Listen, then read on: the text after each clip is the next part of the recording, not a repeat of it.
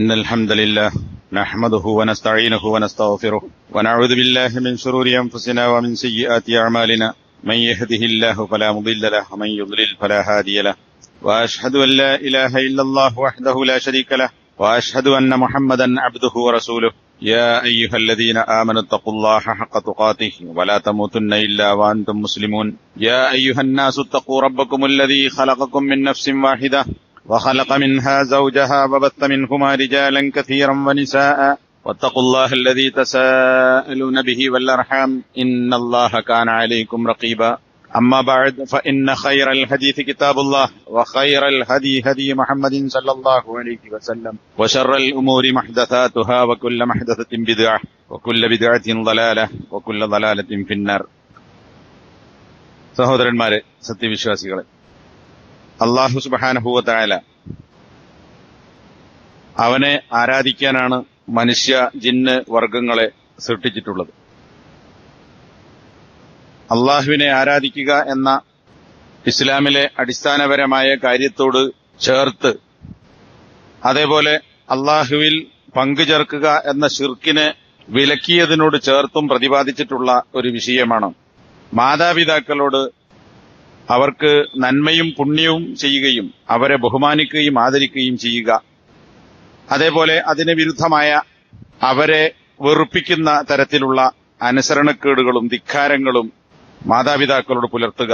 ഈ രണ്ട് സംഗതികൾ ഖുർആനിലെ ഒരുപാട് ആയത്തുകളിലും നബി സല്ലല്ലാഹു അലൈഹി വസല്ലമയുടെ എമ്പാടും ഹദീസുകളിലും ഇതുമായി ബന്ധപ്പെട്ട കാര്യങ്ങൾ പ്രതിപാദിച്ചിട്ടുണ്ട്. വിശുദ്ധ ഖുർആൻ 3 സ്ഥലങ്ങളിൽ അള്ളാഹുവിനെ ആരാധിക്കുന്നതുമായി ചേർത്ത് മാതാപിതാക്കൾക്ക് നന്മ ചെയ്യണം എന്ന് കൽപ്പിച്ചത് കാണാം. സൂറത്തുൻ നിസായിലെ 36-ാമത്തെ ആയത്തിൽ വഅബ്ദുല്ലാഹ വലാ തുശ്രികൂ ബിഹി ശൈഅ വബിൽ വാലിദൈനി ഇഹ്സാന, നിങ്ങൾ അള്ളാഹുവിനെ ആരാധിക്കണം, അവനിൽ മറ്റൊന്നിനെയും പങ്കുചേർക്കാൻ പാടില്ല. ഈ തൗഹീദിനെ കുറിച്ചും ശിർക്കിന്റെ ഗൗരവത്തെക്കുറിച്ചും ബോധ്യപ്പെടുത്തിയതിനോട് ചേർത്ത് അള്ളാഹു പറയാണ് വബിൽ വാലിദൈനി ഇഹ്സാന, മാതാപിതാക്കളോട് നന്മ ചെയ്യണം എന്നും അള്ളാഹു കൽപ്പിച്ചിരിക്കുന്നു. സൂറത്തു അൻആമിലെ 151-ാമത്തെ വചനത്തിൽ നബിയെ പറയുക, തആലൗ, നിങ്ങൾ വരൂ, അത്ലു മാ ഹറമ റബ്ബുക്കും അലൈക്കും, നിങ്ങളുടെ റബ്ബ് നിങ്ങളോട് വിലക്കിയ കാര്യം നിങ്ങൾക്ക് ഞാൻ ഓതിക്കേൾപ്പിക്കാം. എന്താ വിലക്കിയ കാര്യം? അല്ലാ തുശ്രികൂ ബിഹി ശൈഅൻ, അവനിൽ നിങ്ങൾ ഒന്നിനെയും പങ്കുചേർക്കരുത് എന്ന്. അപ്പൊ ശിർക്ക് ചെയ്യാൻ പാടില്ല, അള്ളാഹുവിനെ മാത്രം ആരാധിക്കണം. ഇവിടെ ശിർക്ക് ചെയ്യരുത് എന്ന ഹറാമായ കാര്യം അള്ളാഹു നിങ്ങളോട് വിലക്കിയിരിക്കുന്നു. അതിനോട് ചേർത്ത് പറയാണ് വബിൽ വാലിദൈനി ഇഹ്സാനൻ, മാതാപിതാക്കളോട് നന്മ ചെയ്യണം എന്നതും. എന്നാൽ അത് അള്ളാഹു കൽപ്പിച്ചതാണ്, അതും നിങ്ങൾക്ക് ഞാൻ ഓതിത്തരാം. സൂറത്തുൽ ഇസ്രായിലെ 23-ാമത്തെ വചനം പലപ്പോഴും നമ്മൾ കേൾക്കുന്നതാണ് വഖളാ റബ്ബുക അല്ലാ തഅബ്ദു ഇല്ലാ ഇയ്യാഹ് വബിൽ വാലിദൈനി ഇഹ്സാന, നിങ്ങൾ അള്ളാഹുവിനെ അല്ലാതെ മറ്റാരെയും ആരാധിക്കരുത് എന്ന് നിങ്ങളുടെ റബ്ബ് വിധിച്ചിട്ടുണ്ട്, മാതാപിതാക്കൾക്ക് നന്മ ചെയ്യണം എന്നും അള്ളാഹു വിധിച്ചിരിക്കുന്നു, കൽപ്പിച്ചിരിക്കുന്നു. അപ്പൊ ഈ 3 സൂറത്തുകളിലെ 3 ആയത്തുകളിൽ അള്ളാഹുവിനെ ആരാധിക്കണം എന്നതിനോട് ചേർത്താണ് മാതാപിതാക്കൾക്ക് നന്മ ചെയ്യണം എന്ന് അള്ളാഹു കൽപ്പിച്ചിട്ടുള്ളത്. ഇതിന് കാരണമായി പണ്ഡിതന്മാർ വിശദീകരിക്കുന്നത്, അള്ളാഹുവിനെ ആരാധിക്കുക എന്ന് പറയുന്നത് അള്ളാഹു സൃഷ്ടാവായതുകൊണ്ടാണ്.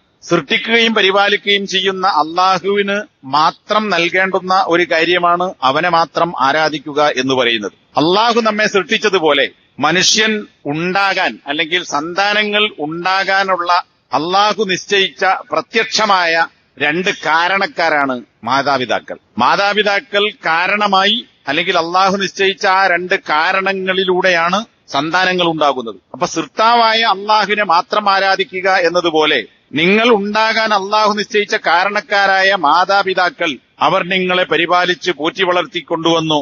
അതുകൊണ്ട് അള്ളാഹുവിനെ ആരാധിക്കണം.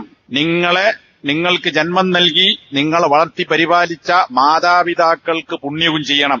ഇതാണ് അള്ളാഹുവിനോടുള്ള ഇബാദത്തും മാതാപിതാക്കൾക്കുള്ള നന്മയും രണ്ടും ചേർത്ത് പറയാനുള്ള കാരണം എന്ന് പണ്ഡിതന്മാർ വിശദീകരിച്ചിട്ടുണ്ട്. ഇതേപോലെ സൂറത്ത് ലുഖ്മാൻ അനിഷ്കുർ ലീ വലിവാലിദൈക വലിവാലിദൈക ഇലയ്യൽ മസീർ, അള്ളാഹു പറഞ്ഞതായി അനിഷ്കുർ ലീ, നീ എനിക്ക് നന്ദി കാണിക്കണം, അതായത് അള്ളാഹുവിന് നന്ദി കാണിക്കണം, വലിവാലിദൈക, നിന്റെ മാതാപിതാക്കൾക്കും നന്ദി കാണിക്കണം, ഇലയ്യൽ മസീർ എന്നിട്ടൊരു താക്കീതാണ്, എന്നിലേക്കാകുന്നു മടക്കം. അപ്പോ എനിക്ക് നന്ദി കാണിക്കാത്ത നീ എന്റെ അടുക്കലേക്ക് തിരിച്ചു വരേണ്ടി വരും. അതോട് ചേർത്താണ് മാതാപിതാക്കൾക്ക് നന്ദി കാണിക്കണം. മാതാപിതാക്കളോട് നന്ദി കാണിക്കാത്ത നീ നിന്നെ സൃഷ്ടിച്ചവനായ അള്ളാഹുവിന്റെ അടുക്കലേക്ക് തിരിച്ചു ചെല്ലേണ്ടി വരും. ഇപ്പൊ ഇബാദത്തിനോട് ചേർത്ത് മാതാപിതാക്കൾക്ക് നന്മ ചെയ്യുക എന്ന കാര്യം പറഞ്ഞതുപോലെ തന്നെ അള്ളാഹുവിന് നന്ദി കാണിക്കണം എന്നതിനോട് ചേർത്ത് മാതാപിതാക്കൾക്ക് നന്ദി കാണിക്കണം എന്നും പറഞ്ഞിരിക്കുന്നു. അപ്പൊ ആ നന്ദിക്കുള്ള കാരണം എന്താ? അള്ളാഹുവിൽ നന്ദി കാണിക്കാൻ കൽപ്പിച്ചത് അള്ളാഹുവാണ്. നമുക്ക് വേണ്ട എല്ലാം ചെയ്തു തന്നത് അവനാണ്. റബ്ബ്, അവനാണ് റാസിഖ്. നമുക്ക് വേണ്ട എല്ലാ വിഭവങ്ങളും ഒരുക്കി തന്ന സൗകര്യങ്ങൾ ഏർപ്പെടുത്തിയത് അള്ളാഹുവാണ്. അള്ളാഹു ഭൂമിയിൽ ഏർപ്പെടുത്തിയ സംവിധാനങ്ങളെ അതിനെ മക്കൾക്ക് വേണ്ട രീതിയിൽ പാകപ്പെടുത്തി ഓരോരോ ഘട്ടങ്ങളിലും മക്കൾക്കത് നൽകി അവരെ പരിപാലിച്ച് ലാളിച്ച് വളർത്തിക്കൊണ്ടുവരിക എന്ന ഉത്തരവാദിത്തം നിർവഹിച്ചതും അതും സ്നേഹത്തോടും കാരുണ്യത്തോടും വാത്സല്യത്തോടും കൂടി നിർവഹിച്ചത് മാതാപിതാക്കളാണ്. ഈ നിയമത്തുകൾ ഏർപ്പെടുത്തിയ അള്ളാഹുവിന് നന്ദി, ആ നിയമത്ത് മക്കൾക്ക് ചെയ്തു കൊടുത്ത മാതാപിതാക്കൾക്കും നന്ദി കാണിക്കണം എന്ന് വിശുദ്ധ ഖുർആനിൽ അള്ളാഹു സുബ്ഹാനഹു വ തആല കൽപ്പിക്കുകയുണ്ടായി. കൂടുതൽ വിശദീകരണമൊന്നും ഇല്ലാതെ തന്നെ ഈ പറഞ്ഞതിൽ നിന്ന് ഇതിന്റെ ഗൗരവം നമുക്ക് മനസ്സിലാക്കാൻ സാധിക്കും. നബി സല്ലല്ലാഹു അലൈഹി വസല്ലമയുടെ അടുക്കൽ ഒരാൾ വന്നുകൊണ്ട് ചോദിച്ചു, അല്ലയോ പ്രവാചകരെ, മനുഷ്യരിൽ വെച്ച് ഞാൻ ഏറ്റവും നല്ല പെരുമാറ്റം അല്ലെങ്കിൽ സഹവാസം, കൂടെ കഴിയുക, കൂടെ ജീവിക്കുക, സഹാബത്തി എന്നാണ് ഇവിടെ ഹദീസിൽ വന്ന വാക്ക്. സഹാബത്ത് എന്ന് നമ്മൾ കേട്ടിട്ടുണ്ട്. അത് സഹാബി എന്നതിന്റെ ബഹുവചനമായി നബിയുടെ കൂടെ സഹവസിച്ച ആളുകൾ എന്ന അർത്ഥത്തിലും ഇവിടെ സഹിബ എന്നതിന്റെ മസ്തർ ആയും, അതായത് സഹവാസം, ജനങ്ങളിൽ വെച്ച് ഏറ്റവും നല്ല സഹവാസം ഞാൻ നടത്താൻ അർഹതപ്പെട്ടത് ആരാകുന്നു? ആരോടാണ് ഏറ്റവും നല്ല രീതിയിൽ ഞാൻ സഹവസിക്കേണ്ടത്? അവരുടെ കൂടെ താമസിക്കുക, കൂടെ ജീവിക്കുക, അവർക്ക് വേണ്ട കാര്യങ്ങൾ ചെയ്തു കൊടുക്കുക, യാത്രയിൽ അവരുടെ കൂടെ ഞാൻ പോകേണ്ടി വന്നാൽ അവരുടെ കൂടെ യാത്ര ചെയ്യുക, അങ്ങനെ കൂടെ കൂടാൻ ഏറ്റവും അർഹതപ്പെട്ടത് ആരോടാണ്? നബി സല്ലല്ലാഹു അലൈഹി വസല്ലം ഉമ്മ, നിന്റെ ഉമ്മ എന്ന് പറഞ്ഞു. അയാൾ വീണ്ടും ചോദ്യം ആവർത്തിച്ചു, വീണ്ടും ചോദ്യം ആവർത്തിച്ചു. 3 ചോദ്യത്തിനും നബിയുടെ മറുപടി നിന്റെ ഉമ്മ. 4മതും അദ്ദേഹം ചോദിച്ചു, സുമ്മ മൻ, പിന്നെ ആരാണ്? ഖാല അബൂക. 4മത്തെ ചോദ്യത്തിന് നബി പറഞ്ഞു, നിന്റെ പിതാവാകുന്നു. എന്ന് പറഞ്ഞാൽ ബാപ്പയോടും ഉമ്മയോടും ഈ പറയുന്ന പുണ്യവും ഇഹ്സാനും നടത്തേണ്ടതുണ്ട്. ബാപ്പയേക്കാൾ സ്ഥാനം ഉമ്മക്കാണ് എന്നതുകൊണ്ട് 3 തവണ ഉമ്മയെക്കുറിച്ച് നബി സല്ലല്ലാഹു അലൈഹി വസല്ലം പറഞ്ഞു, 4മത് ബാപ്പയെക്കുറിച്ചും പറഞ്ഞു. എന്നാൽ ബാപ്പന്റേത് കുറയുന്നില്ല. ബാപ്പക്കും ഈ പറയുന്ന ബിർറും ഇഹ്സാനും അതുപോലെ തന്നെ സുഹബ അല്ലെങ്കിൽ സഹാബ, നമ്മുടെ സഹവർത്തിത്വം, സഹവാസം എന്ന് പറയുന്നത് ആവശ്യമാണ്. അത് ഏറെ അർഹതപ്പെട്ടത് ഉമ്മക്കാണ് എന്നതുകൊണ്ടാണ് 3 തവണ നബി സല്ലല്ലാഹു അലൈഹി വസല്ലമ ഇത് ആവർത്തിച്ചത്. മറ്റൊരു ഹദീസിലും സുമ്മ അബൂക, ഉമ്മയെക്കുറിച്ച് പറഞ്ഞതിനു ശേഷം പിന്നെ നിന്റെ ബാപ്പ എന്ന് പറഞ്ഞതിനു ശേഷം സുമ്മ അദ്നാക ഫഅദ്നാക്, ഉമ്മ പിന്നെ ബാപ്പ, പിന്നെ ഏറ്റവും അടുത്തതാരോ അയാൾ, പിന്നെ ഏറ്റവും അടുത്തതാരോ അയാൾ എന്ന് ഇമാം മുസ്ലിമിന്റെ റിവായത്തിൽ നമുക്ക് കാണാൻ സാധിക്കും. ഈ നന്മയും ബിർറും എല്ലാം ചെയ്യേണ്ടത് വാക്കുകൊണ്ട് മാത്രമല്ല കർമ്മം കൊണ്ടുമാണ്. കർമ്മം കൊണ്ട് മാത്രമല്ല വാക്കുകൊണ്ടുമായിരിക്കണം. അതുപോലെ നമ്മുടെ ഹൃദയം കൊണ്ടും. അപ്പൊ വാക്ക്, പ്രവൃത്തി, ഹൃദയം ഇതെല്ലാം കൂടിച്ചേർന്നുള്ള സഹവാസമാകുമ്പോഴാണ്, പെരുമാറ്റമാകുമ്പോഴാണ് നല്ല ഒരു പെരുമാറ്റമായി മാറുന്നത്. ചിലപ്പോൾ ബാപ്പയോട് നല്ല വർത്താനം പറയും, മോശമായ പെരുമാറ്റമായിരിക്കും. ചിലപ്പോൾ നല്ല പെരുമാറ്റമുണ്ടാകും, മോശമായ സംസാരമായിരിക്കും. അപ്പൊ അതുപോരാ, നല്ല വാക്ക്, നല്ല പ്രവൃത്തി, നല്ല സ്നേഹത്തോടുകൂടെയുള്ള ഹൃദയം, ഇത് 3ഉം കൂടി കൂടിച്ചേർന്ന പെരുമാറ്റമാണ് മാതാപിതാക്കൾക്ക് നൽകേണ്ടത് എന്നാണ് ഈ ആയത്തുകളിൽ നിന്നും ഹദീസുകൾ നമുക്ക് മനസ്സിലാക്കാൻ സാധിക്കുന്നത്. നബി സല്ലല്ലാഹു അലൈഹി വസല്ലം അടുക്കൽ ഒരാൾ വന്നുകൊണ്ട് ചോദിച്ചു, അല്ലയോ പ്രവാചകരെ, ഞാൻ അള്ളാഹുവിന്റെ മാർഗത്തിൽ ജിഹാദിന് പോവുകയാണ്. അപ്പൊ നബി സല്ലല്ലാഹു അലൈഹി വസല്ലം ചോദിച്ചു, നിന്റെ പിതാവ് ജീവിച്ചിരിപ്പുണ്ടോ? അപ്പൊ അദ്ദേഹം പറഞ്ഞു, അതെ, എന്റെ പിതാവ് ജീവിച്ചിരിപ്പുണ്ട്. ഫഫീഹിമ ജാഹിദ് ഫഫീഹിമ ഫജാഹിദ്, മാതാപിതാക്കൾ ജീവിച്ചിരിപ്പുണ്ടോ? അതെ, എങ്കിൽ ആ മാതാപിതാക്കളുടെ മാർഗത്തിലാണ്, കാര്യത്തിലാണ് നീ ജിഹാദ് നടത്തേണ്ടത്. എന്ന് പറഞ്ഞാൽ യുദ്ധത്തിന് പോകുമ്പോ നമ്മുടെ കൂട്ട് ആവശ്യമില്ലാത്ത മാതാപിതാക്കളാണെങ്കിൽ സമ്മതം ചോദിക്കേണ്ടതില്ല. നമ്മുടെ സാന്നിധ്യം ആവശ്യമായ മാതാപിതാക്കളാണ് ജീവിച്ചിരിപ്പുള്ളതെങ്കിൽ അവരുടെ സമ്മതത്തോടുകൂടി മാത്രമേ യുദ്ധത്തിന് പോലും പോകാൻ പാടുള്ളൂ. അപ്പോൾ നബിയോട് വന്നിട്ട് ഇദ്ദേഹം അനുവാദം ചോദിക്കാൻ, ഞാൻ അള്ളാഹുവിന്റെ മാർഗത്തിൽ സമരത്തിന് പോകട്ടെ. അപ്പം നബിയുടെ ചോദ്യം എന്താ? നിന്റെ മാതാപിതാക്കൾ ജീവിച്ചിരിപ്പുണ്ടോ? ഉണ്ട്. എങ്കിൽ നീ യുദ്ധത്തിനല്ല പോകേണ്ടത്, നിന്റെ മാതാപിതാക്കളുടെ കാര്യത്തിലാണ് നീ ജിഹാദ് നടത്തേണ്ടത്. അതിനും ജിഹാദ് തന്നെ പറയാ. എന്താ? അള്ളാഹുവിന്റെ മാർഗത്തിൽ ശ്രമകരമായ കാര്യങ്ങൾ ചെയ്യുക, അതാണ് ജിഹാദ്. അള്ളാഹുവിന്റെ മാർഗത്തിൽ യുദ്ധം ചെയ്യൽ ജിഹാദാണ്. എന്നാൽ പ്രായം ചെന്ന മാതാപിതാക്കൾക്ക് ആവശ്യമായ കാര്യങ്ങൾ നിറവേറ്റിക്കൊടുത്ത് അവരുടെ കൂടെ നിൽക്കുക എന്ന് പറയുന്ന ജിഹാദാണ് നീ നടത്തേണ്ടത് എന്ന് നബി അദ്ദേഹത്തെ ഓർമ്മപ്പെടുത്തുകയാണ്. ഇമാം മുസ്ലിം റിവായത്ത് ചെയ്ത മറ്റൊരു ഹദീസിൽ വേറെ ഒരാൾ നബിയുടെ അടുക്കൽ വന്നു, ഞാൻ അള്ളാഹുവിന്റെ മാർഗത്തിൽ ഹിജ്റ പോകാനും ജിഹാദ് നടത്താനും അള്ളാഹുവിന്റെ വജ്ഹ് ഉദ്ദേശിച്ചുകൊണ്ട് അത് ലഭിക്കണം എന്ന് ഞാൻ ആഗ്രഹിച്ച് നബിയെ നിങ്ങളോട് ഞാൻ ബൈഅത്ത് ചെയ്യാം, നബിയോട് ഉടമ്പടി ചെയ്യാൻ വേണ്ടി വന്നതാണ്. ഹിജ്റ പോകാം, ജിഹാദ് നടത്താം. അയാളോടും നബി സല്ലല്ലാഹു അലൈഹി വസല്ലം ചോദിച്ചു, നിന്റെ മാതാപിതാക്കൾ ജീവിച്ചിരിപ്പുണ്ടോ? അപ്പൊ അദ്ദേഹം പറഞ്ഞു, അതെ, രണ്ടുപേരും ജീവിച്ചിരിപ്പുണ്ട്. നീ യുദ്ധത്തിന് പോകുന്നത് കൊണ്ട് അള്ളാഹുവിന്റെ കൂലി കിട്ടണം എന്നാണോ ആഗ്രഹിക്കുന്നത്? അപ്പൊ അദ്ദേഹം പറഞ്ഞു, അതെ, ഞാൻ കൂലി കിട്ടാനാണ്. അപ്പൊ നബി സല്ലല്ലാഹു അലൈഹി വസല്ലം പറഞ്ഞു, എങ്കിൽ നീ യുദ്ധത്തിന് പോകുകയല്ല വേണ്ടത്, നീ നിന്റെ മാതാപിതാക്കളിലേക്ക് തിരിച്ചു പോവുക. എന്നിട്ട് ഫഅഹ്സിൻ സുഹ്ബതഹുമ, അവരോടുള്ള പെരുമാറ്റം, സഹവാസം നീ നന്നാക്കി തീർക്കുക. അപ്പൊ നോക്കൂ, ജീവിച്ചിരിക്കുന്ന പ്രായമെത്തിയ മാതാപിതാക്കളുള്ള ആളുകളോട് യുദ്ധത്തിന് പോവുകയല്ല വേണ്ടത്, ബാപ്പന്റെ ഉമ്മന്റെയും കൂടെ നിൽക്കുകയാണ്, അവർക്ക് നിന്റെ സഹവാസം ആവശ്യമാണ്, അതാണ് നീ നടത്തേണ്ട ജിഹാദ് എന്ന് പറയുമ്പോൾ ഇത്തരം ഘട്ടത്തിൽ യുദ്ധത്തിനേക്കാൾ ശ്രേഷ്ഠമായത് ജിഹാദ് മാതാപിതാക്കളോടൊപ്പം സഹവസിക്കലാണ് എന്നാണ് ഇതിൽ നിന്ന് മനസ്സിലാക്കാൻ സാധിക്കുന്നത്. നോക്കൂ, ഏറ്റവും ശ്രേഷ്ഠമായ കർമ്മം ഏതാണെന്ന് വെച്ചാൽ നമസ്കാരം. മറ്റു പല കാര്യങ്ങളെക്കുറിച്ച് നബി പറഞ്ഞത് കാണാം. അതുപോലെ തന്നെ ചില ഹദീസുകളിൽ ഏറ്റവും വലുത് അള്ളാഹുവിന്റെ മാർഗത്തിൽ രക്തസാക്ഷിയാകലാണ്, പിന്നെ അള്ളാഹുവിന്റെ മാർഗത്തിൽ ശരീരവും സമ്പത്തും ചെലവഴിക്കലാണ് എന്ന് പറഞ്ഞത് കാണാം. പക്ഷെ ഇവിടെ നബി സല്ലല്ലാഹു അലൈഹി വസല്ലം പറയുന്നത് മാതാപിതാക്കൾക്കൊപ്പം നിൽക്കലാണ് ജിഹാദിനേക്കാൾ വലുത് എന്നാണ്. മറ്റൊരാൾ നബി സല്ലല്ലാഹു അലൈഹി വസല്ലം വന്നുകൊണ്ട് നബിയോട് ചോദിച്ചു, എന്താണ് അബ്ദുല്ലാഹി മസ്ഊദ് റളിയല്ലാഹു അൻഹു ഏറ്റവും ശ്രേഷ്ഠമായ പ്രവൃത്തി ഏതാണ്? അപ്പൊ നബി സല്ലല്ലാഹു അലൈഹി വസല്ലം പറഞ്ഞു, നമസ്കാരം അതിന്റേതായ സമയത്ത് നിർവഹിക്കലാണ്, സമയം തെറ്റാതെ സമയത്ത് നിർവഹിക്കുക. പിന്നെ അബ്ദുല്ലാഹി മസ്ഊദിന്റെ ചോദ്യം, പിന്നെ ഏതാണ്? സമയത്തുള്ള നമസ്കാരം കഴിഞ്ഞാൽ പിന്നെ ഏതാണ്? അപ്പൊ നബിന്റെ മറുപടി, അള്ളാന്റെ മാർഗത്തിലുള്ള ജിഹാദല്ല, മാതാപിതാക്കൾക്ക് പുണ്യം ചെയ്യലാകുന്നു. അപ്പൊ വാപ്പയുമ്മയും പ്രായമെത്തിയവരല്ല എന്ന് വിചാരിക്കുക, പക്ഷെ രോഗികളാണ്, അല്ലെങ്കിൽ ദരിദ്രന്മാരാണ്, അവർക്ക് നമ്മുടെ സേവനം ആവശ്യമുണ്ട്, അവർക്ക് നമ്മുടെ സമ്പത്ത് ആവശ്യമുണ്ട്, അവർക്ക് നമ്മുടെ നല്ല സംസാരം ആവശ്യമുണ്ട്, നമ്മുടെ സഹായം ആവശ്യമുണ്ട്. ഇതൊക്കെ ബിർപ്പെടും. മാതാപിതാക്കൾക്ക് ആവശ്യമായ കാര്യങ്ങളൊക്കെ ചെയ്തു കൊടുക്കുക. ആ കാര്യമാണ് നമസ്കാരം കഴിഞ്ഞാൽ ഏറ്റവും ശ്രേഷ്ഠമായ പ്രവൃത്തി എന്ന് നബി സല്ലല്ലാഹു അലൈഹി വസല്ലം പറഞ്ഞു. വീണ്ടും അദ്ദേഹം ചോദിച്ചു, പിന്നെ എന്താണ് നബിയെ?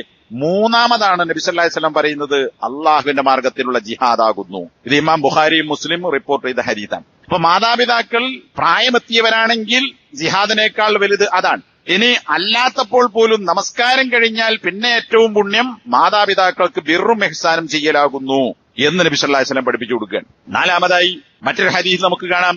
നബി സല്ലല്ലാഹു അലൈഹി വസല്ലം പറഞ്ഞു, റിളർ റബ്ബി ഫി റിളൽ വാലിദ്, പിതാവിന്റെ ബാപ്പയുടെ സംതൃപ്തിയിലാണ് അള്ളാഹുവിന്റെ സംതൃപ്തിയുള്ളത്. വസഖത്തുർ റബ്ബി ഫി സഖത്തിൽ വാലിദ്, മാതാപിതാവിന്റെ കോപത്തിലാണ് അള്ളാഹുവിന്റെ കോപമുള്ളത് എന്ന് പറഞ്ഞാൽ പിതാവിന്റെ തൃപ്തി നമുക്ക് ലഭിച്ചിട്ടുണ്ടോ അള്ളാഹുവിന്റെ തൃപ്തി ലഭിക്കും. പിതാവിന്റെ കോപം നമുക്ക് ഏറ്റിട്ടുണ്ടോ എങ്കിൽ അള്ളാഹുവിന്റെ കോപത്തിന് അവൻ വിധേയമായിരിക്കും. ഇമാം തിർമിദി റിപ്പോർട്ട് ചെയ്ത ഹദീസാണ്.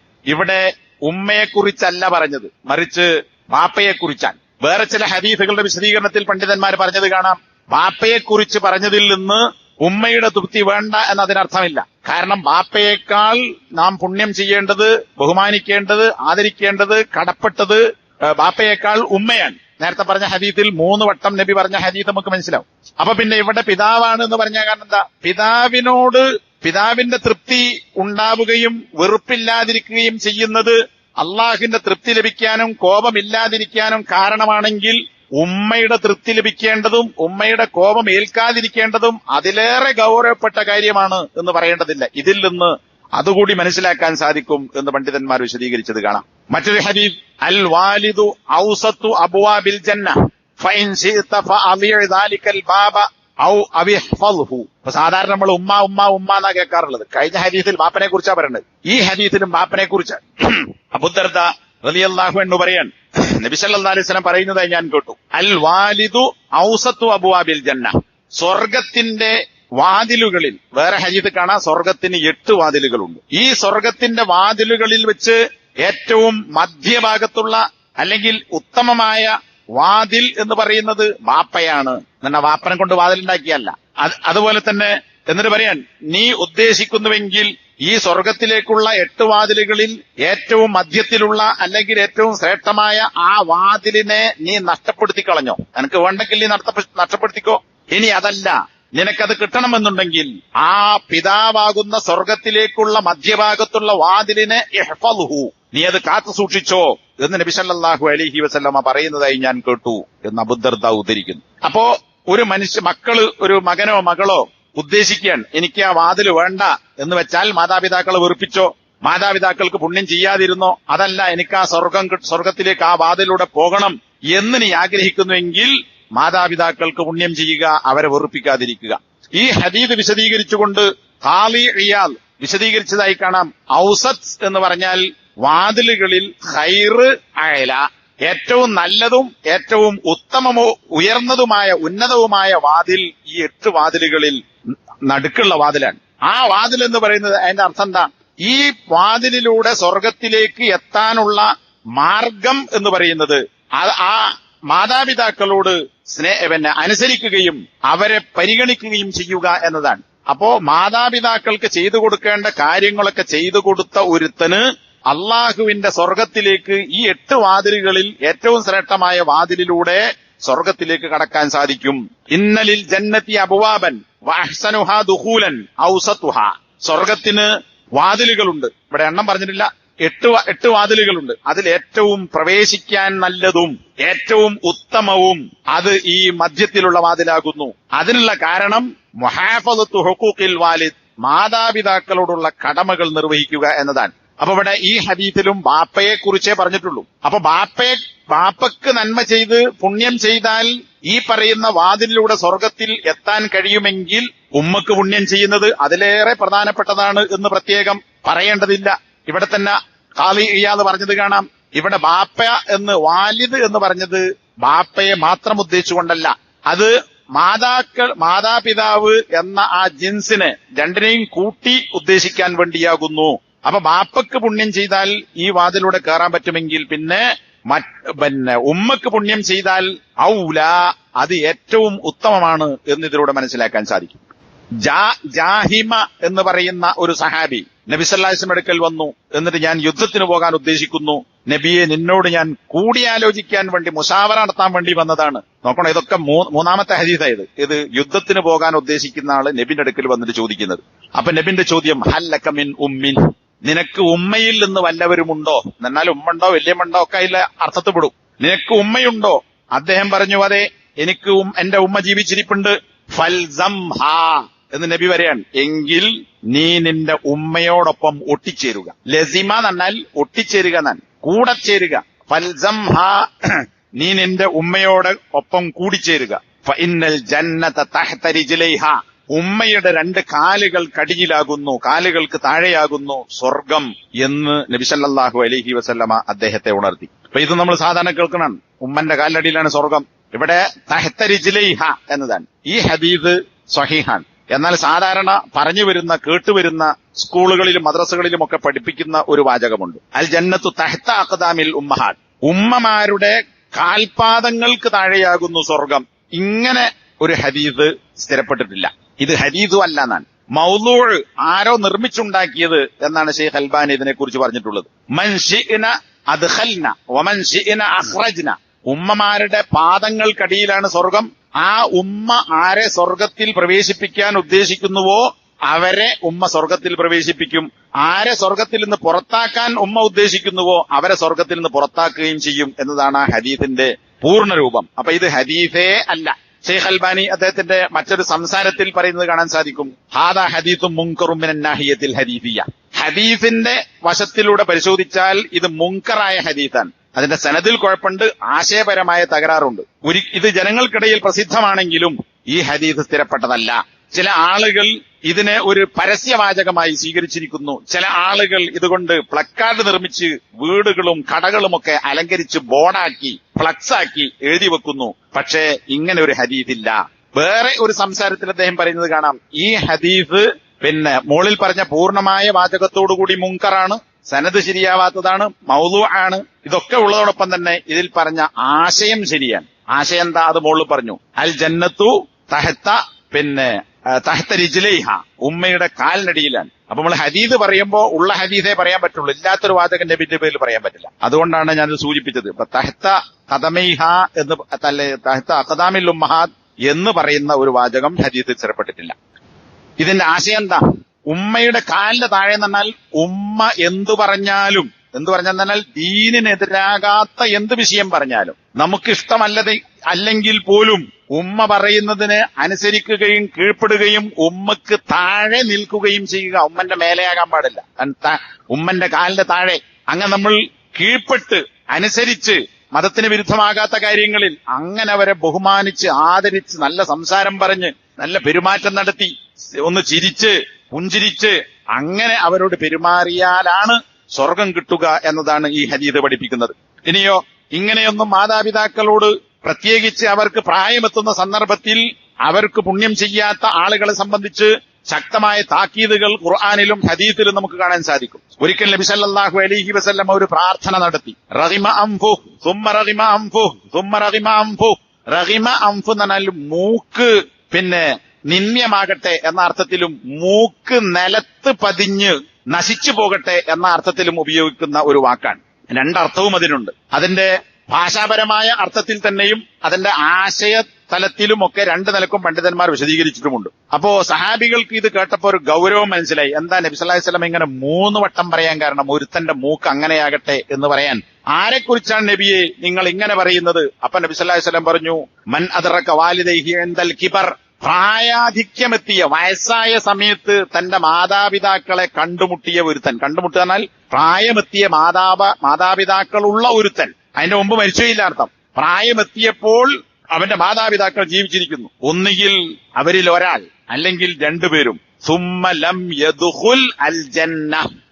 ജീവിച്ചിരിക്കുമ്പോൾ പ്രായമെത്തിയ മാതാപിതാക്കൾ ജീവിച്ചിരിപ്പുണ്ടാവുകയും എന്നിട്ട് സ്വർഗത്തിൽ പ്രവേശിക്കുകയും ചെയ്യാത്ത ഒരുത്തൻ, അവന്റെ മൂക്ക് മണ്ണ് വരളട്ടെ, അവൻ നിന്ദ്യനാകട്ടെ. ഇത് ഇമാം മുസ്ലിം റിവായത്ത് ചെയ്ത ഹദീസാൻ, നബി സല്ലല്ലാഹു അലൈഹി വസല്ലമയുടെ പ്രാർത്ഥനയാണ്. അപ്പൊ ഇത് അക്കാലത്തുള്ള ആളുകൾക്ക് മാത്രമല്ല, ലോകാവസാനം വരെ ആര് ഈ ഒരു അവസ്ഥയിൽ എത്തുന്നുവോ അവർക്കെതിരിൽ നബിന്റെ പ്രാർത്ഥനയാണ്. എന്ന് പറഞ്ഞാൽ എന്താ? ഒരാൾ മക്കൾ ജീവിച്ചിരിക്കുമ്പോൾ പ്രായമുള്ള മാതാവോ പിതാവോ അല്ലെങ്കിൽ മാതാവും പിതാവുമോ ജീവിച്ചിരിപ്പുണ്ടാവുകയും എന്നിട്ട് അവർക്ക് ചെയ്തു കൊടുക്കേണ്ട വാക്കുകൊണ്ടും പ്രവൃത്തി കൊണ്ടും ഹൃദയം കൊണ്ടുമുള്ള ബിർറും ഇഹ്സാനും ചെയ്യാൻ ഒരുത്തൻ തയ്യാറാവുകയും ചെയ്യുന്നില്ല എങ്കിൽ അവന് സ്വർഗം കിട്ടൂല.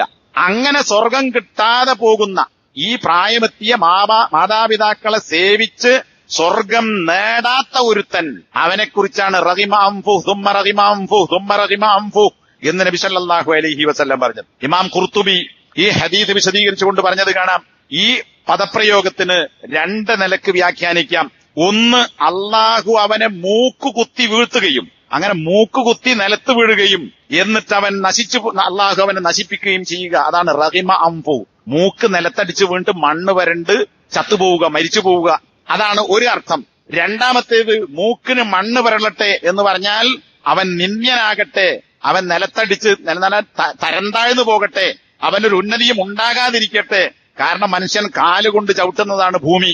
ആ കാലുകൊണ്ട് ചവിട്ടുന്ന നിലത്ത് അവന്റെ മുഖം പോയി അടിക്കട്ടെ എന്ന് പറഞ്ഞാൽ അത്രക്ക് അവന് ഉന്നതിയില്ലാത്ത നിന്ദ്യനായി മാറട്ടെ. അപ്പൊ ഈ 2 തലത്തിലും പണ്ഡിതന്മാർ ഇതിനെ വ്യാഖ്യാനിച്ചിട്ടുണ്ട്. അപ്പൊ ഒന്ന് നശിക്കട്ടെ, അത് ശരിക്കുള്ള പ്രാർത്ഥന. അതിന്റെ യഥാർത്ഥ അർത്ഥത്തിൽ അള്ളാഹു ആ നിലക്ക് അവനെ നശിപ്പിക്കട്ടെ. ഇനി അല്ലെങ്കിൽ അവന് ഒരു ഉന്നതിയും അന്തസ്സും അഭിമാനവും ഭൂമിയിൽ കിട്ടാത്ത നീചനായി നിന്ദ്യനായി ഭൂമിയിൽ ചത്തുപോകട്ടെ എന്നാണ് രണ്ടാമത്തെ വിശദീകരണ പ്രകാരം അർത്ഥം വരിക. രണ്ടായാലും അത്ര സുഖമുള്ള ഏർപ്പാടല്ല. ദുനിയാവിലും സുഖല്ല, പരലോകത്തും സുഖല്ല. അപ്പൊ ഈ ഒരു പ്രാർത്ഥന നബി സല്ലല്ലാഹു അലൈഹി വസല്ലം നടത്തി. ഇനി ഖുർത്തുബി പറയാൻ, എന്തിനാണ് പ്രായമെത്തിയ ബാപ്പ ഉമ്മ എന്ന് പറഞ്ഞത്? അല്ലാത്തവരെ കുറിച്ച് എന്തുകൊണ്ട് പറഞ്ഞില്ല? നമ്മൾ ചെറുതായപ്പോൾ നമുക്ക് വേണ്ട കാര്യങ്ങളൊക്കെ ചെയ്തു തന്ന് നമ്മളെ പരിപാലിച്ച് പോറ്റി വളർത്തിയ എല്ലാ ആവശ്യങ്ങളും നിറവേറ്റി തന്ന, അവരുടെ ആവശ്യങ്ങൾ മാറ്റിവെച്ച് ഭക്ഷണം കഴിക്കാതെ ഉറങ്ങാതെ വിശ്രമിക്കാതെ മക്കൾക്ക് വേണ്ടി 10-20 വയസ്സ് വരെ പോറ്റി വളർത്തിയ ആളുകൾ ഇപ്പോ 20 അല്ല, ഇനി കല്യാണം കഴിച്ച് മക്കളൊക്കെ ആയാലും ബാപ്പാരെന്നാണ് മക്കളെയും മകന്റെ ഭാര്യയെയും മക്കളെയും പോറ്റി വളർത്തുന്നത്. മറ്റോനിങ്ങനെ തേരാപ്പാറ നടക്കൻ, ഒരു പണിയില്ല, പഠിപ്പിച്ചിട്ടില്ല, അല്ലെങ്കിൽ ആ നിലക്ക് അവനെ വളർത്തിയിട്ടില്ല. അപ്പോഴൊക്കെ ബാപ്പക്ക് ഭാരം ഈ മകനും ഭാര്യയും മക്കളും. അതാണ് ഇന്നത്തെ പലരുടെയും അവസ്ഥ. എന്നാൽ ഒരു ജോലിയാകുന്നത് വരെ ചുരുങ്ങിയത് 10-20 വയസ്സ് വിദ്യാഭ്യാസം, ഒരു ഡിഗ്രിയെങ്കിലും കഴിഞ്ഞ് എന്തെങ്കിലും 10 പൈസ കിട്ടാൻ പണിയെടുക്കാനാകുന്നത് വരെ മുഴുവൻ ചെലവും, പഠിപ്പിക്കാനുള്ള ചെലവും, ഭക്ഷണവും, വസ്ത്രവും, എല്ലാ കാര്യങ്ങളും വാങ്ങിക്കൊടുക്കുന്നതാരാ? മാതാപിതാക്കളാണ്. അതുവരെ ഭക്ഷണം വിളമ്പി കൊടുക്കുന്നതും, എപ്പം വന്നാലും വാതിൽ തുറന്നു കൊടുക്കുന്നതും, ഭക്ഷണം കൊടുക്കുന്നതും, അലക്കി കൊടുക്കുന്നതും, ഇസ്തിരി വെച്ചു കൊടുക്കുന്നതും ഇതൊക്കെ ഉമ്മമാരാണ്. അത്ര കാലം പോറ്റി വളർത്തിയ മാതാപിതാക്കൾക്ക് ആ നമുക്ക് തന്ന കാര്യം തിരിച്ചു കിട്ടേണ്ട ഒരു സാഹചര്യം ഉണ്ടാകും. അതെപ്പോഴാ? വയസ്സായി, വെച്ചു വിളമ്പാൻ കഴിയില്ല, അധ്വാനിച്ച് പൈസ ഉണ്ടാക്കാനില്ല, സ്വന്തമായി വാഹനത്തിൽ കയറാൻ കഴിയില്ല, വാഹനം ഓടിച്ചു പോകാൻ കഴിയില്ല, നടന്നു പോകാൻ കഴിയില്ല. ആ സമയത്ത് നമുക്ക് ചെറുപ്പത്തിൽ തന്നത് മാതാപിതാക്കൾക്ക് തിരിച്ചു കൊടുക്കുക അതിന്റെ ഘട്ടമാണ്. നേരത്തെ ബാപ്പക്കുമ്മക്കും നമ്മെ ആവശ്യമുണ്ടായിരുന്നില്ല. ഇപ്പോ അവർക്ക് നമ്മെ ആവശ്യമുണ്ട്. ആവശ്യമുള്ളപ്പോൾ നേരത്തെ നമുക്ക് തന്നത് തിരിച്ചു കൊടുക്കുക. ഇതുകൊണ്ടാണ് സൂറത്ത് ലുഖ്മാനിൽ വസാഹിബുഹുമാ ഫിദ്ദുനിയ മഅറൂഫ എന്ന് കാണാം. ശിർക്ക് ചെയ്യാൻ വേണ്ടി നിർബന്ധിക്കുന്ന മാതാപിതാക്കളാണെങ്കിൽ പോലും ഖുർആന്റെ പ്രയോഗം നോക്കണം. നമുക്ക് അനുകൂലമല്ല, നമ്മുടെ ആദർശത്തിലല്ല, ഇസ്ലാമിലല്ല എന്ന് മാത്രല്ല, നീ ശിർക്ക് ചെയ്യണം, കുഫ്ർ ചെയ്യണം എന്ന് നമ്മോട് നിർബന്ധിക്കുന്ന മാതാപിതാക്കളാണെങ്കിൽ പോലും നല്ല നിലക്ക്, മര്യാദക്ക്, നന്മയനുസരിച്ച് മാതാപിതാക്കളോടൊപ്പം സഹവസിക്കണം. ഈ കാഫറായ വാപ്പ, ഈ കാഫറായ അച്ഛൻ, അല്ലെങ്കിൽ കാഫറായ അമ്മ, ഉമ്മ, അവർ മുസ്ലിങ്ങളല്ല എന്ന് മാത്രല്ല, നമ്മെ അവരുടെ ആദരം സ്വീകരിക്കാൻ നിർബന്ധിക്കുന്നവരാണെങ്കിൽ പോലും അവരുടെ അടുക്കൽ താമസിക്കേണ്ടി വന്നാൽ താമസിക്കണം. അവർക്ക് ഭക്ഷണം വാരിക്കൊടുക്കേണ്ടി വന്നാൽ വാരിക്കൊടുക്കണം. അവർക്ക് മരുന്ന് വാങ്ങിക്കൊടുക്കണം. ആശുപത്രി കൊണ്ടുപോകണം. കൈപിടിക്കണം. ഇതൊക്കെ ചെയ്തു കൊടുക്കണം. അതിനെന്താ പണ്ഡിതന്മാർ വിശദീകരിച്ചത്? അഖീദന്റെ ഗ്രന്ഥങ്ങളിൽ പണ്ഡിതന്മാർ പറഞ്ഞത് കാണാം. കാഫറായ ബാപ്പ ആണെങ്കിൽ പോലും ഈ ബാപ്പ നമ്മെ പരിപാലിച്ചു. ബാപ്പ അച്ഛൻ ഇങ്ങോട്ട് തന്നത് അച്ഛൻ ആവശ്യമുള്ളപ്പോൾ അങ്ങോട്ട് തിരിച്ചു കൊടുക്കുക. മുകാഫയാണ്. ഇങ്ങോട്ട് തന്നത് അങ്ങോട്ട് കൊടുക്കുക, പ്രത്യുപകാരം. അതായത് കാഫറായ ബാപ്പക്കുമ്മക്കും അച്ഛനും അമ്മക്കും നമ്മുടെ മുസ്ലിങ്ങളായ നമുക്കുമേൽ ഇങ്ങോട്ട് ഞാൻ അങ്ങനെ ചെയ്തില്ലേ എന്ന് പറയാൻ ഒരു വകുപ്പുണ്ടാകരുത് എന്ന ഒരു വിഷയം ഈ കാര്യങ്ങൾ പറയുന്നിടത്ത് അഖീദന്റെ ഗ്രന്ഥങ്ങളിൽ പണ്ഡിതന്മാർ വിശദീകരിച്ചത് കാണാം. അപ്പൊ നോക്കൂ സഹോദരന്മാരെ, കാഫറല്ല, മുസ്ലിമാണ്, തൗഹീദുള്ള മാതാപിതാക്കളാണ്, നമ്മെ ആ നിലക്ക് വളർത്തിക്കൊണ്ടുവന്നു എങ്കിൽ ഈ കാഫറായ ബാപ്പക്കുമ്മക്കും ചെയ്തു കൊടുക്കുന്നതിനേക്കാൾ ഇവരോട് നമ്മൾ എത്ര കണ്ട് കടപ്പെട്ടിരിക്കുന്നു എന്ന് നമ്മൾ മനസ്സിലാക്കണം, ആലോചിക്കണം. അപ്പൊ ഇത് പ്രായമെത്തുമ്പോ അതുവരെ ബാപ്പേ, ഉമ്മേ എന്നൊക്കെ ഇങ്ങനെ തേനൊലിപ്പിച്ച് സംസാരിച്ച് നല്ല നീട്ടി വിളിച്ച് നല്ല മൊഞ്ചുള്ള വർത്താനൊക്കെ പറഞ്ഞ് അങ്ങനെ നടന്ന മക്കൾ ബാപ്പയമ്മയൊന്ന് കിടന്നു നോക്കണം, ഒന്ന് കിടപ്പാകണം. കിടപ്പിലാകുമ്പോ അലക്കി കൊടുക്കണം, മൂത്രിച്ചതും കാക്ഷിച്ചതും വാരണം, അവരുടെ വസ്ത്രങ്ങൾ അലക്കി കൊടുക്കണം, കോളാമ്പി എടുത്തു കൊടുക്കണം, അത് കൊണ്ടുപോയി കഴുകണം, മൂത്രിച്ചതും കാക്ഷിച്ചതും കൊണ്ടുപോയി ഒഴിവാക്കി വൃത്തിയാക്കി രണ്ടാമത് കൊണ്ടുപോയി വെക്കണം. അവർക്ക് മലവിസർജനം നടത്തിയാൽ കഴുകി കൊടുക്കേണ്ടി വരും, തൊള്ളയിൽ വാരിട്ട് കൊടുക്കേണ്ടി വരും. വായിൽ നിന്ന് വലിക്കുന്ന കേല അല്ലെങ്കിൽ നീര്, മൂക്കിൽ നിന്ന് വരുന്ന കഫം, അതുപോലെ തന്നെ മുറിവിൽ നിന്ന് വരുന്ന രക്തവും ചലവും നീരും ഇതൊക്കെ ഒപ്പി വൃത്തിയാക്കി ചെയ്യേണ്ടി വരും. അപ്പൊ കുറച്ച് 1-2 ദിവസമൊക്കെ ഉണ്ടാവും. കുറച്ചു ദിവസം കഴിഞ്ഞാൽ പിന്നെ ഈ ചെങ്ങായി ഒന്ന് ചത്ത് കിട്ടിയ തിരക്കില്ല. ഇത് പറഞ്ഞിട്ടില്ലെങ്കിലും മനസ്സുകൊണ്ട് വിചാരിക്കുന്ന മനുഷ്യന്മാരുണ്ട്. അപ്പൊ ആലോചിച്ച് നോക്കൂ, ഇവൻ എങ്ങനെയാണ് നേരത്തെ പറഞ്ഞ ബാപ്പന്റെ തൃപ്തി കിട്ടി, ഉമ്മയുടെ തൃപ്തി കിട്ടി സ്വർഗത്ത് പോകാൻ സാധിക്കുക? എങ്ങനെയാണ് ഉമ്മന്റെ കാലിനടിയിലാണ് സ്വർഗമെന്ന് പറഞ്ഞ സ്വർഗം നേടാൻ സാധിക്കുക? ആ ശ്രേഷ്ഠമായ വാതിലിലൂടെ കടന്ന് സ്വർഗത്തിലേക്ക് പോകാൻ സാധിക്കുകയില്ല. അത് മനസ്സിലാക്കാനാണ് അല്ലാഹു സുബ്ഹാനഹു വ തആല ഖുർആനിലും നബി സല്ലല്ലാഹു അലൈഹി വസല്ലം ഹദീസിലും പ്രായാധിക്യത്തിൽ മാതാപിതാക്കൾ ജീവിച്ചിരിപ്പുണ്ടാവുകയും എന്ന് ആ സമയം സൂചിപ്പിച്ചതിനാൽ അവർക്ക് ഇപ്പോൾ നമ്മെ ആവശ്യമുണ്ട്. നോക്കൂ, നമ്മെ ഒരു 20 വയസ്സ്, ഞാൻ ചുരുങ്ങിയത് പറയാട്ടോ, ഒരു 20 വയസ്സ് വരെ, 20 എന്നല്ല അതിന്റെ അപ്പുറം പോകും, കല്യാണം കഴിച്ചൊരു ഭാര്യയൊക്കെ ആകുന്നത് വരെ അല്ലെങ്കിൽ ജോലി കിട്ടുന്നത് വരെ ഈ മക്കളൊക്കെ പോയിട്ടുള്ളത് മാപ്പയമ്മയും തന്നെ. ഞാനൊരു 20 വയസ്സ് വരെ കണക്കൂട്ടാൻ, കുറച്ചു കൂട്ടാൻ. അത്ര കാലം നമ്മെ പരിപാലിച്ച മാതാപിതാക്കളെ ചിലപ്പോ ഒരു വാപ്പനയമ്മയും ഒരു ദിവസം പോലും നമ്മൾ നോക്കേണ്ട ഒരു ആവശ്യം ഉണ്ടാവില്ല. അള്ളാഹു അവരെ കൊണ്ടുപോയിട്ടുണ്ടാവും. വല്ലപ്പോഴും ഒരു അസുഖമായി കിടന്നാൽ തന്നെ അപൂർവം കേസുകളിൽ 10, 20, 30 കൊല്ലം രോഗിയായി കിടക്കുന്ന ആളുകളുണ്ട്. സാധാരണഗതിയിൽ 1 കൊല്ലോ 1.5 കൊല്ലോ 2, ഇനി ചിലപ്പോ ഒരു 4, 5 കൊല്ലം, അത്ര കൊല്ലം കിടന്നാൽ പിന്നെ അവര് മരിക്കും. സാധാരണ നമ്മൾ കാണുന്ന രോഗാവസ്ഥ അങ്ങനെയാണ്. ചിലപ്പോ അതിൽ നേരത്തെ ഉണ്ടാവും. അപ്പോ ഈ സാധാരണ അവസ്ഥ നോക്കിയാൽ 20 കൊല്ലം നമുക്ക് വേണ്ടി എല്ലാം സഹിച്ച മാതാപിതാക്കൾക്ക് അവർ രോഗിയായി കിടക്കുന്ന കുറഞ്ഞ കാലം തിരിച്ചു കൊടുത്താൽ തന്നെ അതിന്റെ ഒരംശം പോലും ആകുമോ എന്നത് നമ്മൾ ആലോചിക്കേണ്ടതുണ്ട്. ഇതുകൊണ്ടാണ് ഖുർആൻ സൂറത്തുൽ ഇസ്രാ 23-ാമത്തെ ആയത്തിൽ നേരത്തെ പറഞ്ഞ വഖല്ലാ റബ്ബുക അല്ലാ തഅബുദു ഇല്ലാ ഇയ്യാഹ് വബിൽ വാലിദൈനി ഇഹ്സാന ഇമ്മാ യബ്ലുഗന്ന ഇൻദകൽ കിബറ അഹദുഹുമാ ഔ കിലാഹുമാ ഫലാ തഖുൽ ലഹുമാ ഉഫിൻ വലാ തൻഹർഹുമാ വഖുൽ ലഹുമാ ഖൗലൻ കരീമ.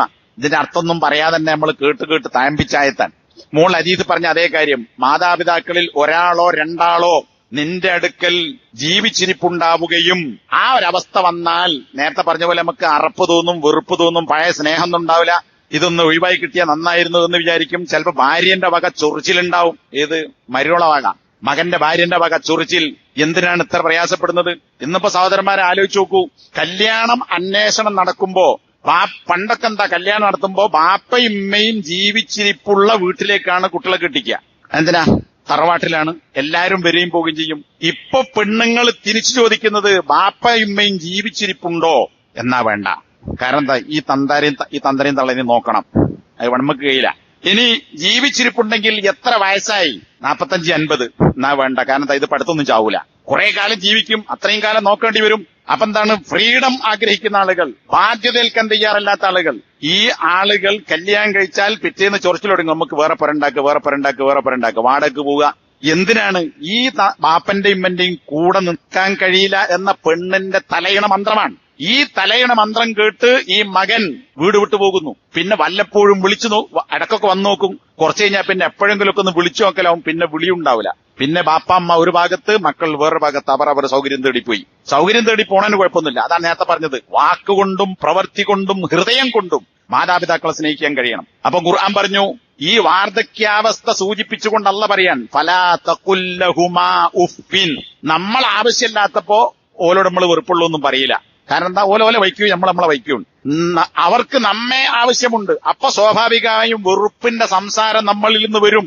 അവിടെയാണ് ഖുർആൻ പറയുന്നത്, ഫലാ തഖുൽ ലഹുമാ. ആ പ്രായമെത്തുന്ന സന്ദർഭത്തിൽ ബാപ്പയോടും ഉമ്മയോടും നീ പറയരുത് ഉഫ്ഫിൻ. നമ്മൾ മലയാളത്തിൽ ഛേ എന്ന് പറയും. അതിന്റെ അറബിയിൽ അതിന്റെ ഒരുപാട് പണ്ഡിതന്മാർ വിശദീകരിച്ചു കാണാം. ബാപ്പക്കും ഉമ്മക്കും വെറുപ്പുണ്ടാക്കുന്ന ഒരു വാക്കോ ഒരു പ്രവൃത്തിയോ ഒരു നോട്ടമോ ഒരു പരിഗണന ഇല്ലായ്മയോ ഇതൊക്കെ ഈ ഉഫിൻ എന്ന് പറയുന്ന വാക്കിൽപ്പെട്ടതാണ്. ഇതൊന്നും ഒരു അനിഷ്ടകരമായ ഒന്നും അവരോട് നീ ചെയ്യരുത്, പറയരുത്.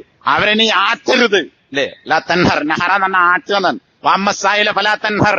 ഖുർആനിൽ കാണാം, ചോദിച്ചു വരുന്നവനെ നീ കൊടുക്കില്ലെങ്കിൽ നല്ല വാക്ക് പറഞ്ഞേക്ക. ആട്ടിവിടരുത്, പോടാ അവിടെ നിന്ന്, യന്ത്രം അങ്ങോട്ട് കയറി വന്ന് എന്ന് ചോദിക്കാൻ പാടില്ല, ആട്ടിവിടാൻ പാടില്ല. ഇവിടെ ഖുർആൻ അതേ വാക്കാ. മാതാപിതാക്കളെ ആട്ടരുത്. ഈ ബാപ്പനോടും ഉമ്മനോടും വെറുപ്പിന്റെ സംസാരം, അന്യരോട് പറയുന്ന സംസാരം, ആ തരം സംസാരം നടത്തുന്ന എത്ര ആളുകളുണ്ട്. അപ്പൊ അതുണ്ടാകാൻ പാടില്ല. പിന്നെന്തുണ്ടാകണം? വഖുല്ലഹുമാ ഖൗലൻ കരീമ. നോക്ക്, കരീം എന്ന് നമുക്കറിയാം, അള്ളാഹുവിന്റെ പേരാണ് അൽ കരീം, ഉദാരൻ, ആദരവുള്ളവൻ. അപ്പൊ ഇവിടെ ഖൗലൻ കരീമ, മാന്യമായ ഉദാരമായ നല്ല വാക്ക്, അത് നീ അവരോട് പറയുക. എന്തൊരവസ്ഥയിലും അവരോട് വെറുപ്പുള്ള അനിഷ്ടകരമായ സംസാരം നടത്താൻ പാടില്ല എന്നതാണ് ഈ ആയത്തിലൂടെ അല്ലാഹു സുബ്ഹാനഹു വ തആല കൽപ്പിച്ചിട്ടുള്ളത്. പിന്നെയോ, നീ അവർക്ക് ചിറകുകൾ താഴ്ത്തി കൊടുക്കണം. ഇതൊന്നും വിശദീകരിക്കില്ല. കാരുണ്യത്തിന്റെ ചിറക്, പക്ഷികൾ ചിറക് വിരിച്ചു കൊടുക്കും അല്ലെ കുഞ്ഞുങ്ങൾക്ക്. ഇതുപോലെ നിന്റെ ചിറക്, കാരുണ്യത്തിന്റെ ചിറക് ബാപ്പക്കുമ്മക്കും വിരിച്ചു കൊടുക്കണം. നമ്മുടെ സംരക്ഷണത്തിന് കീഴിലാകണം പ്രായമെത്തിയ മാതാപിതാക്കൾ. നോക്കൂ, നമ്മളൊക്കെ ആലോചിക്കുക, നമ്മുടെ വാപ്പ, നമ്മുടെ ഉമ്മ സുഖമില്ലാത്തവരാണെങ്കിൽ എത്ര സമയം നമ്മൾ പോയി കാണുന്നു, എപ്പോഴൊക്കെ അവരെ സന്ദർശിക്കുന്നു, അവർക്ക് വേണ്ട എന്തൊക്കെ കാര്യങ്ങൾ ചെയ്തു കൊടുക്കുന്നു. ഇങ്ങോട്ട് പറയാതെ അങ്ങോട്ട് ചോദിച്ച് അവരുടെ ആവശ്യങ്ങൾ നമ്മൾ നിറവേറ്റുന്നുണ്ടോ?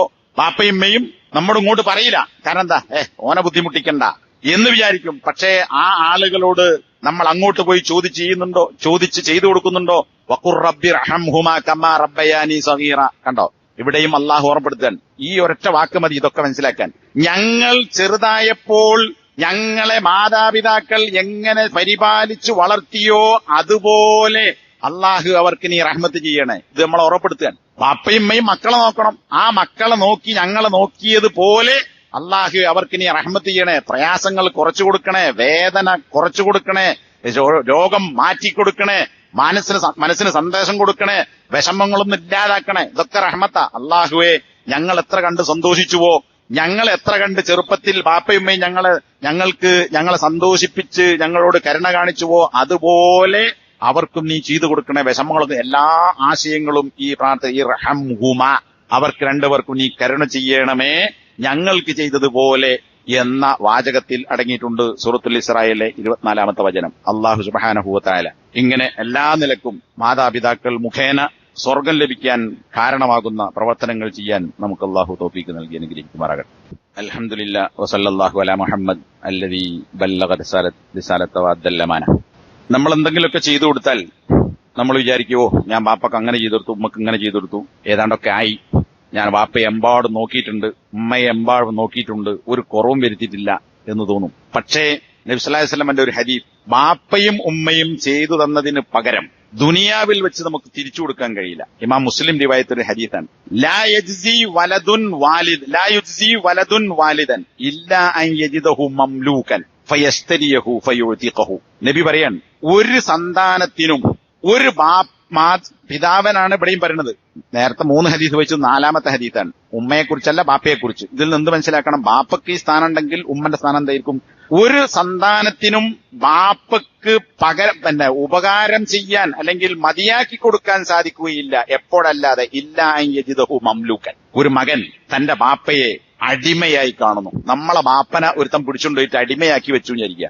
അങ്ങനെ അടിമയായി കണ്ട ബാപ്പയെ ഫയസ്തരിയഹു, തന്റെ പൈസ കൊടുത്തിട്ട് ആ യജമാനനിൽ നിന്ന് എന്റെ ബാപ്പയാകുന്ന അടിമയെ വിലക്ക് വാങ്ങുകയും ഫയുതിഖഹു, എന്നിട്ട് എന്റെ അടിമയായ ബാപ്പയെ മോചിപ്പിക്കുകയും ചെയ്താലല്ലാതെ ഒരു മകനും ഒരു ബാപ്പക്കും പകരമായി ഒന്നും നൽകാൻ കഴിയുകയില്ല. ഇന്നിപ്പോ നടക്കൂല, കാരണം അടിമത്തല്ല. അങ്ങനെ ബാപ്പ അടിമയാണെങ്കിൽ അടിമയായ ബാപ്പയെ പൈസ കൊടുത്ത് മോചിപ്പിക്കുക, ഒരു ജീവനെ സ്വാതന്ത്ര്യം കൊടുക്കുക എന്നതാണ് ഒരു ബാപ്പക്ക് നൽകാൻ പറ്റുന്ന പകരം ചെയ്യാവുന്ന കാര്യം. ഇതല്ലെങ്കിൽ ഒന്നുമില്ല എന്നാ പറയുന്നത്. അപ്പൊ നോക്കൂ, നമ്മൾ എത്രത്തോളം മാതാപിതാക്കൾക്ക് അവർ ചെയ്തതിന് പകരമായി അല്ലെങ്കിൽ ആ സ്നേഹം തിരിച്ചു കൊടുക്കാൻ നമുക്ക് സാധിച്ചിട്ടുണ്ട്. ഇമാം ബുഖാരി അദ്ദേഹത്തിന്റെ അൽ അദബുൽ മുഫ്രദ് എന്ന് പറയുന്ന ഗ്രന്ഥത്തിൽ രേഖപ്പെടുത്തിയ ഒരു സംഭവം കാണാം. അബ്ദുല്ലാഹി ഇബ്നു ഉമർ റളിയല്ലാഹു അൻഹു ഒരാൾ കഅബ തവാഫ് ചെയ്യുന്നതായി കണ്ടു. ഒരു യമനിയായ മനുഷ്യൻ, യമൻകാരനായ ഒരാൾ കഅബ തവാഫ് ചെയ്യാൻ. കഅബ തവാഫ് ചെയ്യുമ്പോൾ അയാളുടെ പുറത്ത് തന്റെ പ്രായമെത്തിയ ഉമ്മയെ അദ്ദേഹം പുറത്തിരുത്തിയിട്ടുണ്ട്. പുറത്തിങ്ങനെ വഹിച്ചിട്ടാണ് ഉമ്മയെയും കൊണ്ട് കഅബ തവാഫ് ചെയ്യുന്നത്. അപ്പൊ അദ്ദേഹം പാടുന്ന ഒരു വരി പദ്യം, ഇന്നി ലഹാ ബഈറുഹൽ മുദല്ലലു ഇൻ ഉദ്ഇറത് റികാബുഹാ ലം ഉദ്ഇരി എന്നിങ്ങനെയുള്ള ചില പദ്യങ്ങൾ അദ്ദേഹം പാടുന്നു. ഇതാ, ഞാൻ എന്റെ ഉമ്മക്ക് കീഴ്പ്പെടുത്തപ്പെട്ട ഒട്ടകമാണ് ഞാൻ. ഉമ്മ ഒട്ടകപ്പുറത്ത് കയറുന്നത് പോലെ എന്റെ പുറത്ത് ഉമ്മ സവാരി ചെയ്യുന്നു. അപ്പോ എന്റെ ഉമ്മന്റെ സവാരി ഒട്ടകമാണ് ഞാൻ. ഈ ഒട്ടകം സവാരി ഒട്ടകം പേടിപ്പിക്കപ്പെട്ടാലും ഞാൻ ഭയപ്പെടുകയില്ല. അപ്പോ ഒരു പേടിയുമില്ലാതെ ഞാൻ ഉമ്മക്ക് ഒട്ടകമായി ഇതാ എന്റെ ഉമ്മയെ ഞാൻ കൊണ്ടുപോവുകയാണ് എന്നതാണ് അതിന്റെ അർത്ഥം. എന്നിട്ട് ഈ യമനിയായ മനുഷ്യൻ, ഉമ്മയെ പുറത്തേറ്റി കൊണ്ടുപോയ മനുഷ്യൻ അബ്ദുല്ലാഹി ഇബ്നു ഉമർ റളിയല്ലാഹു അൻഹുവിനോട് ചോദിച്ചു, അത്തുറാനി ജസൈതുഹ, എന്റെ ഈ പ്രായം ചെന്ന ഉമ്മക്ക് ഞാൻ എന്നെ പരിപാലിച്ചതിന് പ്രതിഫലം കൊടുത്തു എന്ന് നിങ്ങൾ അഭിപ്രായപ്പെടുന്നുണ്ടോ? ഇത്ര വലിയൊരു കാര്യമല്ലേ, ഞാൻ ഉമ്മനെ തോളേറ്റിട്ട് പുറത്ത് ഏറ്റിട്ട് കഅബ തവാഫ് ചെയ്യാൻ. അതൊരു കാര്യം. ഉംറ കൊണ്ടുവന്നു അല്ലെ ഹജ്ജിന് കൊണ്ടുവന്നു എന്നിട്ട് കഅബ തവാഫ് ചെയ്യുന്നു, അത് ഉമ്മനെ ഏറ്റിട്ട്. അപ്പൊ ഞാൻ ഉമ്മക്ക് പ്രതിഫലം കൊടുത്തു എന്ന് നിങ്ങൾ വിചാരിക്കുന്നുണ്ടോ? കാല. അള്ളാഹിന്റെ മറുപടി ഉഷാറായെന്നല്ല, പിന്നെന്താ, ലാ ഇല്ല വലൗ ബിസഫ്രത്തിൻ വാഹിദ, ഒരു ദീർഘശ്വാസത്തിന് പോലും ഉമ്മ നിനക്ക് വേണ്ടി പുറത്തേക്ക് വിട്ട ഒരു ദീർഘശ്വാസത്തിന് പോലും നീ പകരമായി പ്രതിഫലം ചെയ്തിട്ടില്ല എന്ന് അബ്ദുല്ലാഹി ഇബ്നു ഉമർ റളിയല്ലാഹു അൻഹുവിന്റെ മറുപടിയാണ്. ഇതൊക്കെ നമ്മൾ ഓരോ സെക്കൻഡിലും പാപ്പയും ഉമ്മയും കുറിച്ച് ആലോചിക്കുമ്പോൾ നമ്മൾ ആലോചിക്കേണ്ട വിഷയമാണ്. അവരോട് കയർത്ത് സംസാരിക്കുമ്പോൾ ആലോചിക്കേണ്ടുന്ന വിഷയമാണ്. അവർ എന്ത് പറഞ്ഞാലും അതിനെക്കുറിച്ച് കൊത്തു പറയുകയും അതുപോലെ തന്നെ വെറുപ്പ് പ്രകടിപ്പിക്കുകയും ഒരു തരം ഉരുട്ടിയുള്ള നോട്ടം നോക്കുകയൊക്കെ ചെയ്യുമ്പോൾ നമ്മൾ മനസ്സിലാക്കണം, ഇത് ഉമ്മന്റെ മനസ്സിൽ ബാപ്പന്റെ മനസ്സിൽ എത്രത്തോളം വേദനയാണ് ഉണ്ടാക്കിയത്. ഞാൻ ചെയ്യേണ്ടത് അല്ല, അതിന് വിരുദ്ധമായ കാര്യമാണ് ഇവിടെ ചെയ്യുന്നത്. ഇത് ഉഖൂഖുൽ വാലിദൈനിൽ പെട്ടതാണ്, വെറുപ്പിക്കുക എന്നുള്ളത്. അത് വേറെ വിഷയമാണ്. അല്ലാഹു സുബ്ഹാനഹു വ തആല യഥാർത്ഥ മാതാപിതാക്കളെ സ്നേഹിക്കുന്ന സന്താനങ്ങളിൽ നമ്മെ ഉൾപ്പെടുത്തി അവർക്ക് വേണ്ടി ജീവിക്കുകയും നമുക്ക് വേണ്ടി ജീവിച്ചതുപോലെ അവർക്ക് വേണ്ടി പ്രാർത്ഥിക്കുകയും പ്രവർത്തിക്കുകയും ചെയ്യുന്ന, അങ്ങനെ സ്വർഗത്തിൽ ആ മധ്യഭാഗത്തുള്ള കവാടത്തിലൂടെ പ്രവേശിക്കാൻ സാധിക്കുന്ന ആളുകളിൽ അല്ലാഹുവേ ഞങ്ങളെ നീ ഉൾപ്പെടുത്തണമേ റഹ്മാനെ. ഞങ്ങളിൽ നിന്ന് മാതാപിതാക്കളോട് ഒരിക്കലും വെറുപ്പുള്ള ഒരു വാക്കോ സംസാരമോ പെരുമാറ്റമോ ഒരു നോട്ടമോ ഒന്നും വരാത്ത രീതിയിൽ ഞങ്ങളെ നീ കാത്തു